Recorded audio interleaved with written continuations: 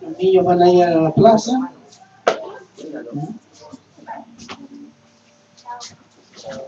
Todos han leído el libro Romanos, la mayoría. Amén. Un comentarista dijo, si el Nuevo Testamento fuera solo el libro de Romanos, estaríamos más que pagados. Tal vez la explicación más acabada, el tratado teológico más intenso y profundo de lo que es el Evangelio de Jesucristo. Todo cristiano debería leerlo por lo menos 3 veces al año, mínimo. El libro romano es clave para entender lo que es el Evangelio y la obra de Dios por medio de Jesucristo. Entonces yo quiero entrar en este tema haciendo una introducción, recordando un poco algunos aspectos del libro, de esta carta. Entonces la primera parte de la introducción se llama Recordemos. ¿Qué cosa? Que la carta del apóstol Pablo a la iglesia en Roma explica en los primeros 11 capítulos el Evangelio de Dios por Cristo Jesús para revelar su justicia, la justicia de Dios. ¿Qué entiende por justicia de Dios? Que no hablen los teólogos que ya saben. ¿Qué se entiende por justicia de Dios? ¿Alguien puede así?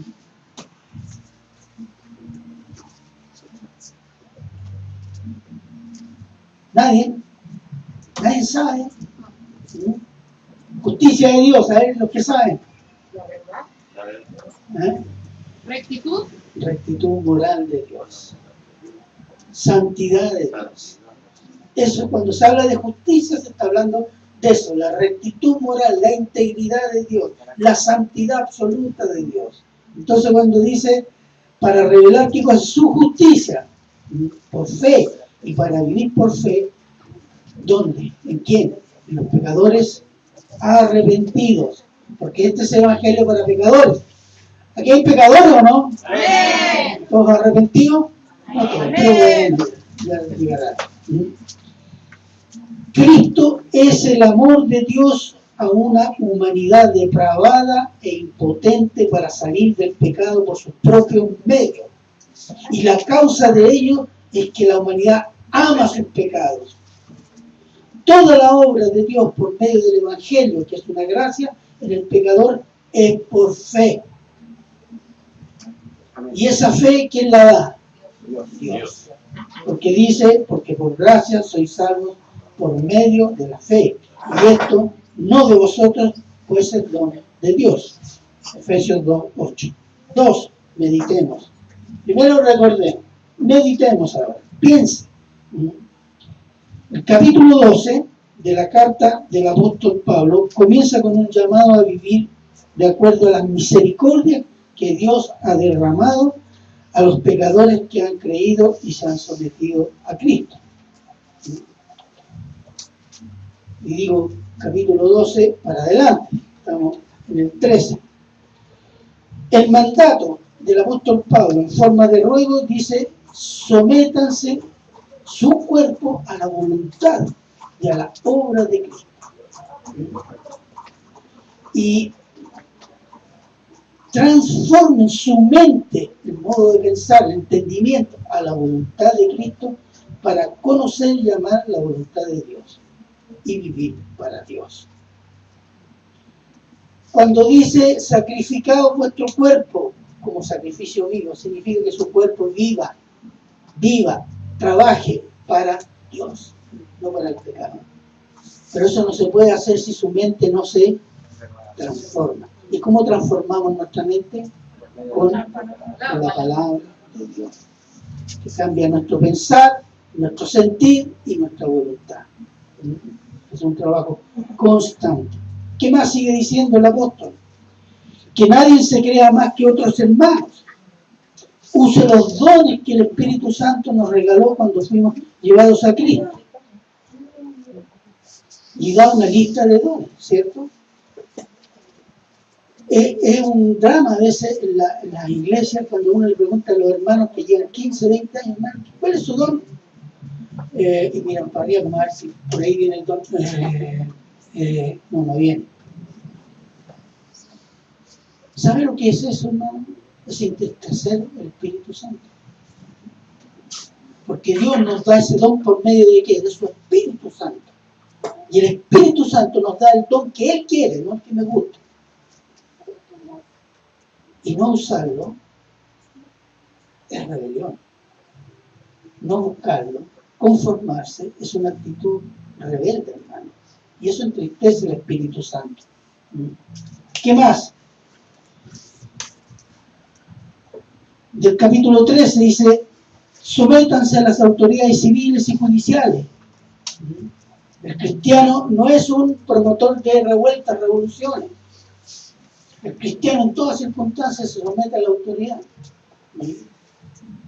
¿Se acuerdan de la última carta del apóstol Pablo a Timoteo? ¿Quién gobernaba Roma en ese tiempo? El degenerado de Nerón.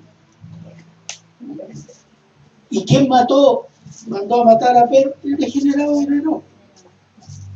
¿Y qué dice el apóstol Pedro? Sométanse a toda autoridad. No está diciendo a Nerón, arranquen.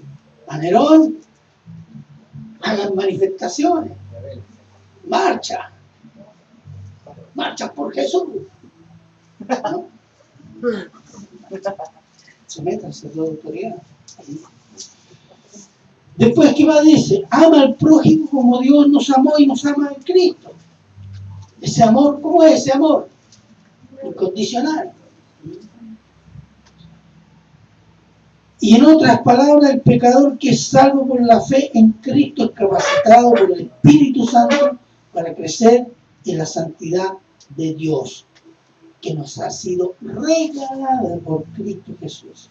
De modo que si alguno está en Cristo, nueva criatura es. Las cosas viejas pasaron. He aquí, todas son hechas nuevas. 2 Corintios 5:17. ¿Qué significa eso? Somos nueva creación. No somos para mejorar, para ser mejores, no, somos nueva creación. ¿Qué significa nueva creación? Santidad. Santidad. 3. Punto 3. Dice: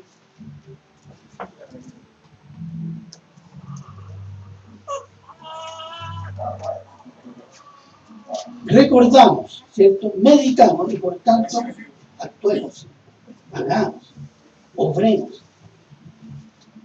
obedezcamos, es otra palabra, y vivamos para Dios en cuerpo y alma y espíritu.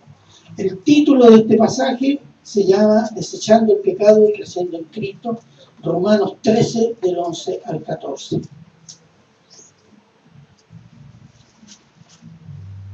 En este pasaje, quiero antes, hay algunas expresiones que están en el Nuevo Testamento, como decir, somos nueva criatura, que significa nueva creación. Y hay varias expresiones similares, ¿sí? Y que tienen un solo foco, y lo vamos a mencionar.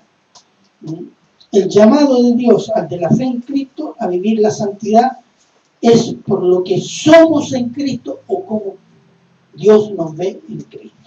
Nos ve como nueva creación. ¿Qué más? Nuevo hombre, nueva naturaleza. Y el sinónimo de eso, ¿cuál es? Santidad de Dios. Santidad de Dios. De criaturas de Dios pasamos a ser hijos de Dios, participantes de la naturaleza divina, dice el apóstol Pedro, completos en Cristo. Se nos da la mente de Cristo, templo viviente del Espíritu Santo, linaje escogido, real sacerdocio, nación santa, pueblo adquirido por Dios. Eso somos en Cristo para Dios, hermano.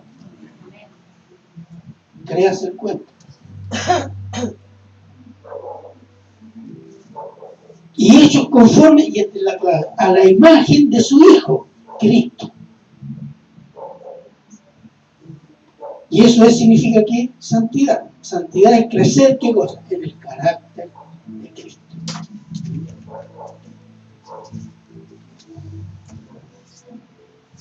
Romanos 11. Vamos a leerlo. 13:11 dice: y esto, conociendo el tiempo, que es ya hora de levantarnos del sueño, porque ahora está más cerca de nosotros nuestra salvación que cuando creímos.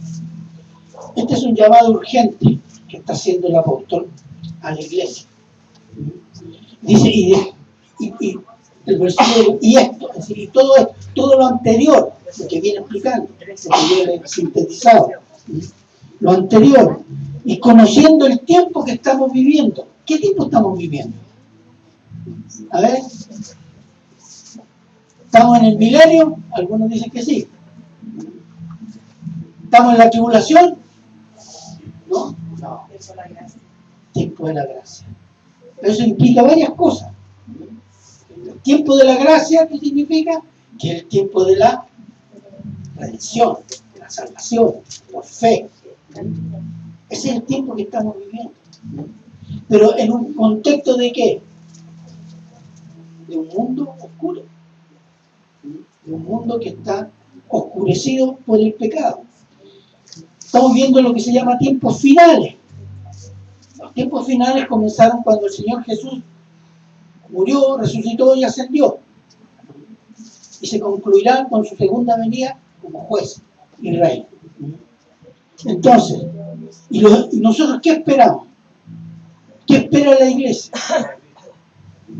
El rapto, la salida, para juntarnos ¿dónde con el Señor Jesús? En las nubes, etc. Y después dice la voz, si este es el tiempo, entonces, ¿qué dice? ¡Despierta! ¡Despierta, iglesia! ¡Despierta! ¿Qué estaba sucediendo? Había una iglesia, una parte estaba en letargo espiritual. Por eso le dice, despierta. En Efesios también hay un llamado, tú que duermes. Y es la iglesia. Y estamos hablando de una iglesia después de 25 años después de la muerte, resurrección y ascensión del Señor. ¿Qué estaba sucediendo? La iglesia de Cristo que nace en Pentecostés predica la venida del Señor. Santificados porque el Señor viene, santificados porque el Señor viene. Y ya son 20 años, 25 años. Entonces muchos dicen, ya, pero se está demorando. Esto motivó una respuesta del apóstol Pedro que está en segunda de Pedro, ¿cierto? No lo voy a mencionar, pero el llamado del apóstol Pablo a despertar es simplemente porque estaba sucediendo esto no solo en la iglesia, sino en varias iglesias. Y es muy parecido al problema que tenemos hoy día, ¿no? Porque hay iglesias enteras y hay muchos cristianos que viven para este mundo. Usted ve sus vidas espirituales, es como si no esperaran nada más. Ser mejor en este mundo. Eso es el letargo espiritual. Y hay muchas formas. Hay muchas formas de letargo espiritual. Tenemos pastores que se meten en política. Con la política vamos a hacer leyes que moralicen la sociedad. ¿Eso mandó el Señor a la iglesia? No. Después, ¿qué más hacen? Muchos cristianos se meten a la ecología. Vamos a salvar el planeta. No, si el hombre es incapaz de salvar algo, no se salva ni a sí mismo. Entonces, para salvar el planeta, si leen Apocalipsis, no sé qué van a decir y hacer cuando el Señor destruye este planeta. Y hay otros que son animalistas. ¡Ay, vamos a defender los animales porque son nuestros hermanos! Dicen. De algunos sí, pero la mayoría no. Entonces, ¿qué me dice esto? Esto me dice de una iglesia que perdió la perspectiva. ¿Cuál es la perspectiva de la iglesia? Esperando al Señor. Y la vida eterna. Se ha perdido esa perspectiva. Queremos mejorar este mundo, que es inmejorable. Y eso se llama letargo espiritual. Pero la mayoría bien relajadamente. Iglesia relajada, ¿sí? Vamos a predicar, sí. Me congrego cuando tengo ganas, oro cuando tengo problemas, leo la Biblia después del partido de fútbol, de la telenovela. Y si no estoy cansado, además, porque no, me agota uno con esas cosas. Ese es el letargo espiritual. Y queremos crecer, queremos bendición. Pero estamos en franca rebelión contra el Señor, contra nuestro Señor. Entonces, para concluir este punto, normalmente se usa una expresión para este cristiano, o este tipo de actitud, un cristiano carnal. Yo no sé, bueno, supongamos que existe un cristiano carnal. Ahora existen dos posibilidades. O ese cristiano es inmaduro, no agresivo, entonces tiene que esperar y se espera la disciplina del Señor. Porque el Señor no va a dejar a nadie de sus hijos tal como son.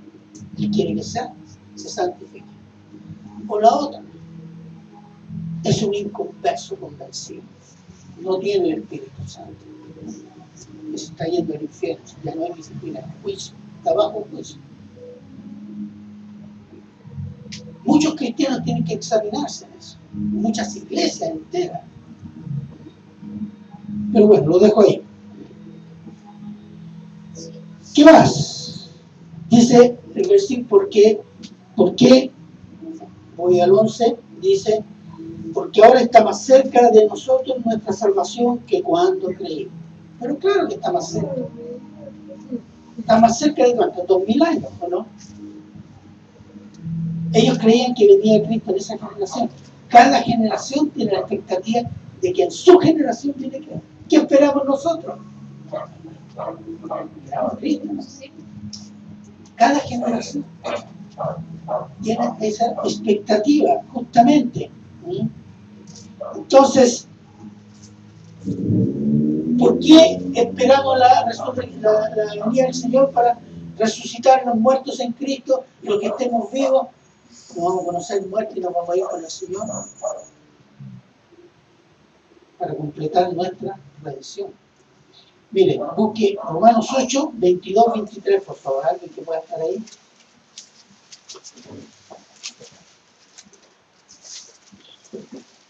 Amén. Ya, ¿qué dice? Porque sabemos que toda la creación gime a una y aún está con dolores de parto hasta ahora.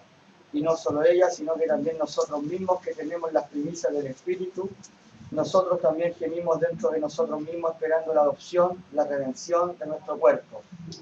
Amén. La venida del Señor, ¿qué significa? El rapto significa la redención de nuestro cuerpo. Se completa la redención. Porque nuestro espíritu está redimido, nuestra alma. Nuestro cuerpo todavía es el cuerpo de pecado. Y esa es nuestra esperanza, para tener un cuerpo glorioso. Versículo 12. Despojémonos y vistámonos. Dice, de modo, 12. La noche está avanzada y se acerca el día. Desechemos, pues, las obras de las tinieblas y vistámonos las armas de la luz.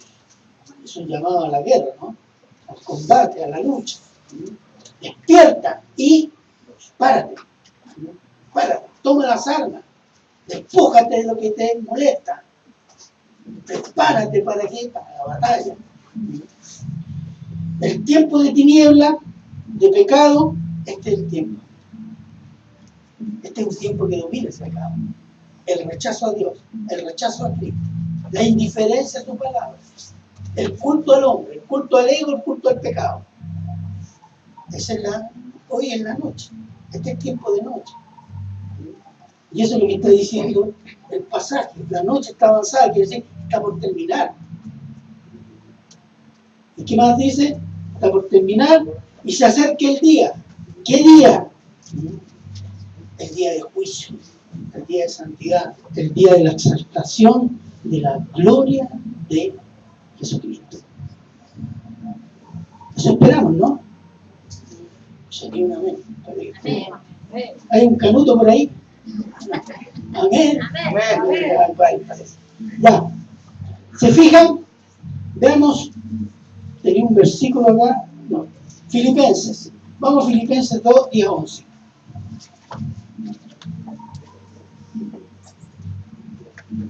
Filipenses 2, 10, 11.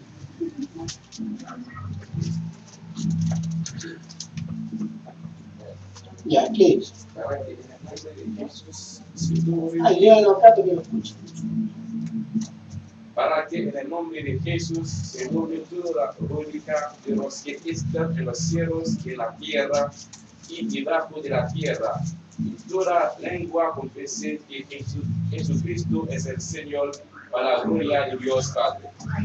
Este va a ser el día de luz, en que todo ser viviente, no dice que todos convertidos, todo ser viviente, los que están en los cielos, los ángeles, los que están en la tierra, los hombres, los que están debajo de la tierra, los demonios, se van a arrodillar y van a decir: Cristo es el Supremo. Va a ser tan la gloria, ¿sí?, que nadie va a poder decir: no, yo no creo. No, si son aviones. Va a ser tan reluciente y tan espantosa que todo ser vivo en el cielo, en la tierra y debajo de la tierra se va a arrodillar y decir: Cristo es el Señor. Ese es el día. Ese es el día que esperamos. Entonces dice: despojémonos, botemos, ¿qué cosa? Las obras de la carne. Nosotros tenemos muchas obras de la carne. Formas de pensar carnal, formas de sentir carnal, deseo, una voluntad a veces carnal. En Gálatas 5, 19, 21 hay una lista. Veamos qué dice. Gálatas 5, 19, 21.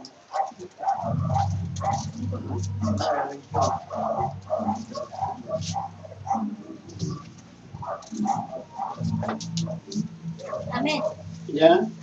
Manifiestas son las obras de la carne, que son adulterio, fornicación, inmundicia, lascivia, idolatría, hechicerías, enemistades, pleitos, celos, iras, contiendas, disensiones, herejías, envidias, homicidios, borracheras, orgías y cosas semejantes a estas, acerca de las cuales os amonesto, como ya os les he dicho antes, que los que practican tales cosas no heredarán el reino de Dios. Exactamente, los que viven esas cosas no heredarán el reino. Pero ese es el mundo que vivimos.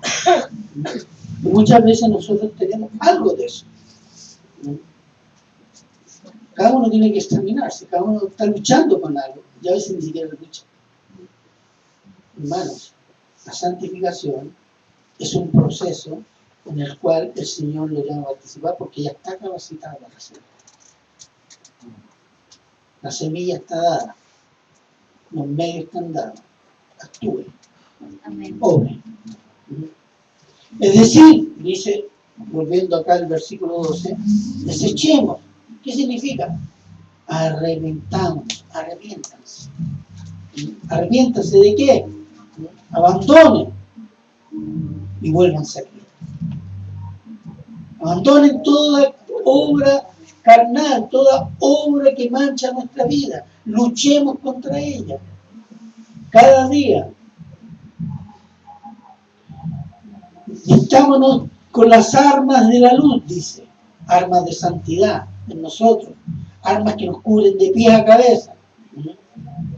¿Qué nos fue dado? Fueron dadas dos cosas cristianas. Y lo define Efesios 6. ¿Qué nos dio? Una armadura. ¿Se acuerdan de eso? Efesios 6:13. ¿Que alguien puede estar ahí?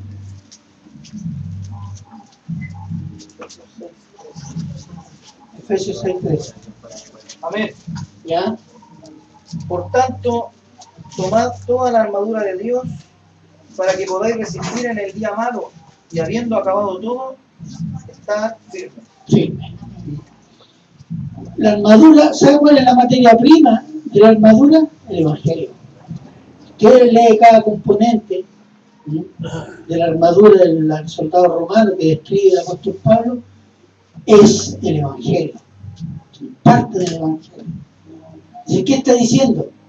Ande siempre con y en el Evangelio para la batalla espiritual. Y más encima nos da un arma. En Efesios 6:17, 6:18, 6:17, ¿qué dice? Amén. ¿Ya? Y tomad el yelmo de la salvación y la espada del Espíritu, que es la palabra de Dios. Esa es nuestra arma. Amén. No la política, no la psicología. Una poderosa arma que es la palabra de Dios. Jesús mismo se defendió de Satanás, como dijo: te expulso, Satanás, te amarro. Escrito está. Escrito está. Eso dijo. Entonces, el arma que nos ha sido dada, una armadura, el Evangelio, la palabra de Dios y el terreno de lucha de Dios. ¿Cuál es? La oración. El terreno de batalla favorable para nosotros y para Dios es la oración, hermano.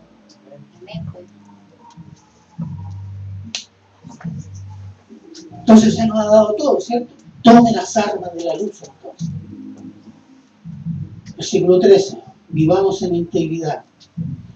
13. Andemos como de día, honestamente, no en glotonería, borrachera, no en lujurias y lascivias, no en contienda ni envidia. Aquí hay algo del tiempo, de aquello. Cuando dice andemos, ¿qué significa? Caminar, vivir. Vivir cotidianamente, ¿en qué? Como si fuera de día, como si estuviéramos en el cielo. Por eso dice, andemos como de día. En definitiva dice, vivamos en santidad. Eso es lo que se traduciría así. Y después agrega, honestamente. ¿Qué significa integridad? ¿La integridad qué significa? Que lo bueno que expreso afuera es porque hay algo bueno dentro. Dios es íntegro. Nosotros no, somos hipócritas. Porque nosotros a veces hacemos cosas buenas con malas intenciones. Voy a orar para él para que el Señor le mande fuego. Y se queme. ¿Ah? ¿Somos así o no? Entonces, cuando dice honestamente, en integridad, hermano, que se produzca un cambio de adentro hacia afuera, que lo que estamos haciendo está viniendo de qué? De la bondad, del amor, de las cosas buenas que Cristo puso en nosotros. Entonces dice, volviendo al tema, honestamente, no, y aquí comienzan los no en glotonerías. Esto en el tiempo del apóstol Pablo implicaba dos cosas. La glotonería era comer mucho, pero los momentos de comer mucho eran la orgía. Pero está traducido como glotonería. ¿Y qué más? Borrachera. Además de la orgía que se emborrachaban, era un cierto hábito de los hombres cuando se juntaban a tomar. ¿Les suena familiar? Es así. Era así y es así todavía. No en lujurias. ¿Qué significa lujuria? Lo anoté por acá. Apetitos sexuales desordenados. Adulterio, fornicación. Son machos que son como mariposas que tienen que andar de flor en flor.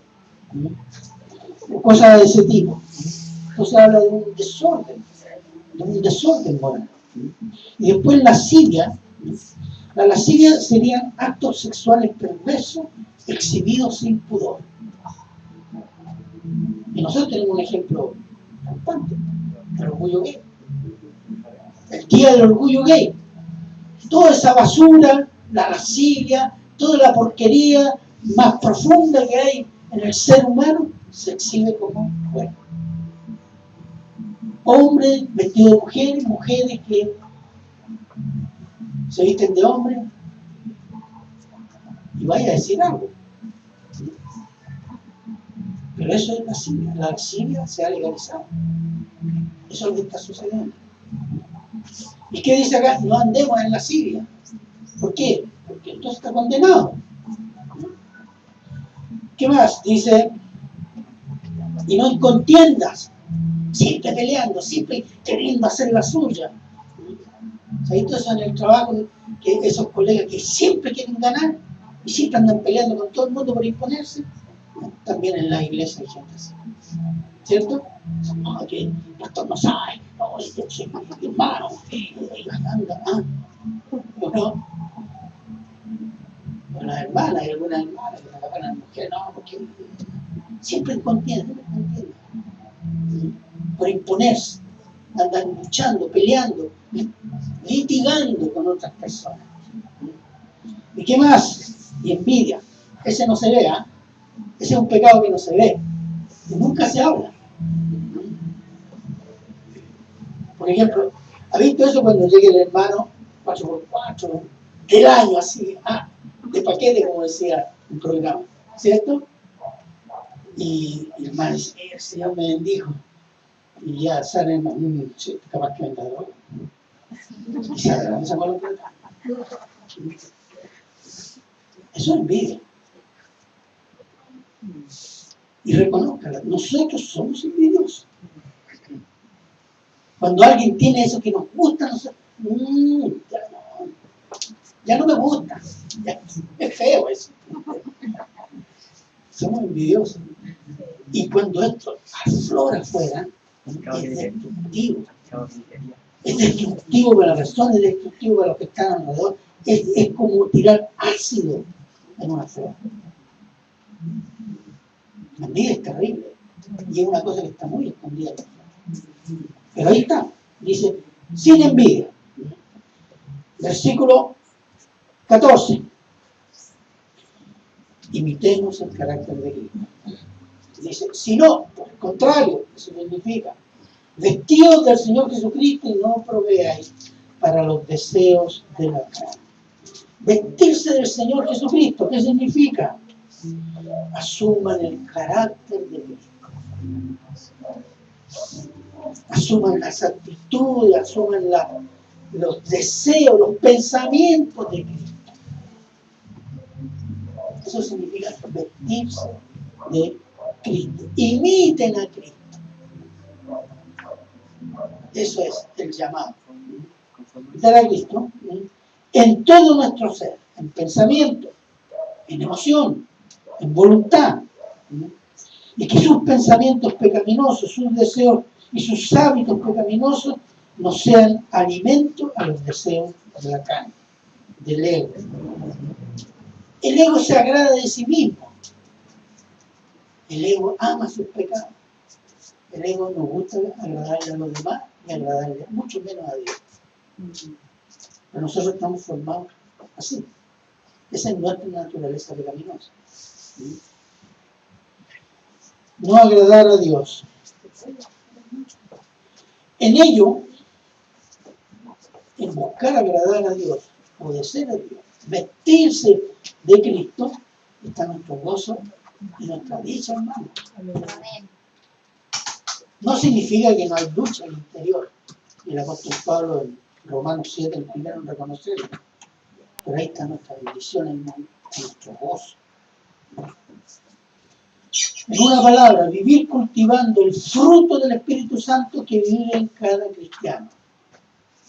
¿Qué significa el fruto del Espíritu Santo? Gálatas 5, 22, 23. Alguien que pueda leerlo, por favor. No voy confundiendo. Amén. ¿Ya? Mas el fruto del Espíritu es amor, gozo, paz, paciencia, benignidad, bondad, fe, mansedumbre, templanza. Contra tales cosas no hay ley. Amén. Fíjese, está en singular. El fruto. nosotros decimos los frutos del... No, no son los frutos. Es el fruto.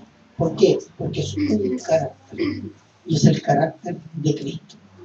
Si nosotros tenemos el Espíritu Santo, decimos como cristianos, vino a mí a morar el Espíritu Santo, bueno, cultive estas cosas, sométase a la palabra,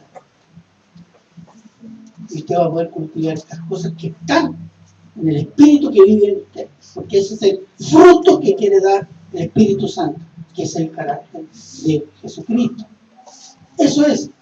El carácter de Cristo es el carácter santo de Dios. Y Dios nos ha salvado de la condenación eterna, del pecado por Cristo, para hacernos su pueblo santo por medio de Cristo y del poder del Espíritu Santo y su palabra. Aquí no significa de vivir el Espíritu Santo algo místico o algo que tengo que sentir, no. Muchas veces se equivoca la gente, es que no lo siento de obedecer, no lo siento de congregarme, no lo siento de leer la Biblia, no siento, no va a sentir nunca, que la carne no quiere. Pero en Juan 17:17 dice, santifícalos en tú, ¿verdad? Tu palabra es en la obediencia a la palabra, en el sometimiento a la palabra, porque la palabra, ¿qué es lo que es? La palabra es la palabra de Dios. Y la palabra de Dios refleja y es el carácter de Dios. Entonces, cuando yo trato mal la palabra, yo estoy maltratando a Dios. Cuando yo no leo la palabra, yo estoy diciendo a Dios, no quiero saber nada de ti. Eso es. Como tratamos la palabra, es como estamos tratando a Dios. Entonces, si queremos crecer en el gozo, en crecer espiritual, la palabra, sométase a la palabra. Porque ese es el medio de santificación. Porque de otra manera, el hombre, el ser humano en general, se hace sus propios dioses, a su medida. Hace un Dios que no habla de pecado, hace un Dios que no hace juicio, hace un Dios que es puro amor, hace un Cristo que nos ama y nunca nos enjuicia. Ese es el Dios que se fabrica el ser humano. ¿Por qué? Por la carne. Porque no va a la Biblia, porque no se somete a Dios, no se somete a la palabra. Entonces, la obra de santificación, nosotros somos justificados, declarados justos por la fe en Cristo y somos librados de la condenación del pecado. Con el poder del Espíritu Santo se nos da el poder de luchar contra nuestro pecado.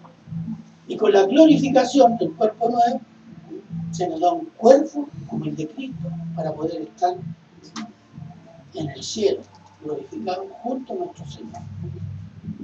Sí, un cuerpo sin pecado. ¿Cuál es la obra de Dios en esto? ¿Vida eterna? Sí, y recuperar algo, recuperar la gloria y santidad de la imagen y semejanza de Dios que Él puso en el ser humano cuando lo creó. ¿Qué dijo Dios cuando creó al hombre? Hagamos al hombre a nuestra imagen y semejanza. Cuando Adán y Eva pecaron, esa imagen y semejanza no se perdió, se corrompió. No cumplió más el propósito para el cual lo hizo Dios, que era dar gloria a Dios. El hombre corrompido da gloria a sí mismo. El ser humano en general corrompido. Con la obra de redención en Cristo Jesús, Él recupera su creación. Recupera la humanidad. ¿Por qué? Porque santifica y al final glorifica la imagen y semejanza con que creó al ser humano. Y ese pueblo es de Él. Nosotros estamos destinados a ser pueblo de Dios eternamente. Por esta obra que el Señor hace por medio de Jesucristo. Porque toda la creación humana es una obra de amor. Es una obra de amor que Dios hizo. Por amor no la destruyó, por amor la está redimiendo, y por amor la va a glorificar, y por amor va a hacer juicio destructivo del pecado.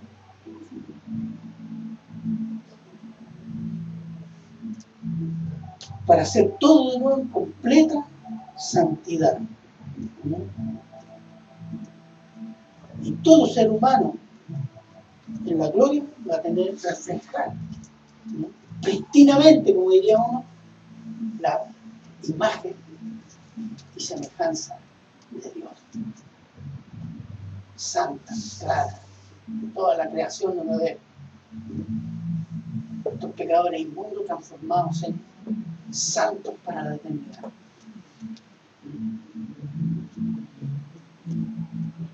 Entonces, hermanos, para concluir, Dios no está perdiendo la pelea. Dios está haciendo la obra. Y está haciendo la obra en cada uno de nosotros. Tome conciencia de eso. Y como dice el apóstol en el versículo 11, despierta, avívese. El tiempo está por terminar. ¿Cuándo? No se sabe. Pero su tiempo de vida es largo. Todos dicen, bueno, voy a morir a los 80 años. No, dicho. Aprovechen lo que tiene ahora, en esta vida. Santifíquese. Use los medios que Dios ha puesto por misericordia, que le ha regalado por Cristo Jesús. Úselo. Cultívelo. Dé fruto para él. Y será bendición para mucha gente en esta tierra y será muy bendecido en la gloria eterna. Amén. Amén. Oremos. Padre,